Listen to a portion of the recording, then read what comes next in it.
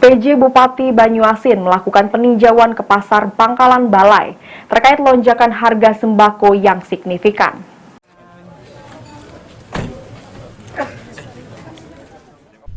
PJ Bupati Banyuasin Hani Sopia Rustam melakukan peninjauan ke pasar Pangkalan Balai, Kecamatan Banyuasin 3, Kabupaten Banyuasin pada Senin 7 November 2023 terkait lonjakan harga sembako yang signifikan dalam beberapa pekan terakhir. PJ Bupati Banyuasin Hani Sopia Rustam didampingi Forkopimda turun langsung ke pasar Pangkalan Balai Kabupaten Banyuasin untuk memeriksa dan memastikan ketersediaan serta harga sembako.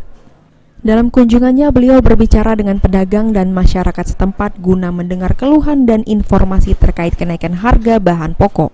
Dalam keterangannya, Bupati Banyuasin Hani Sopia Rustam menyampaikan keprihatinannya terkait kenaikan harga sembako.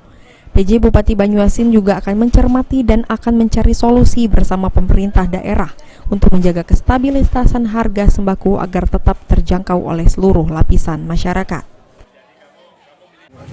Hari ini kegiatan kami didampingi oleh Pak Ketua DPRD dan Kepala Dinas Pemerintahan, Kepala Bapeda, Asisten Perekonomian dan berbagai pejabat daerah dalam rangka kita turun ke pasar ke lapangan untuk mengecek, mengetahui berapa harga beberapa bahan pokok yang terindikasi naik tinggi. Ternyata memang betul beberapa cabai, bawang ini naik tinggi.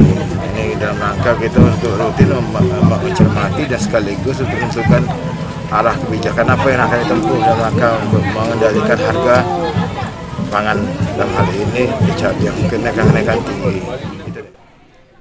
Suryadi, PAL TV.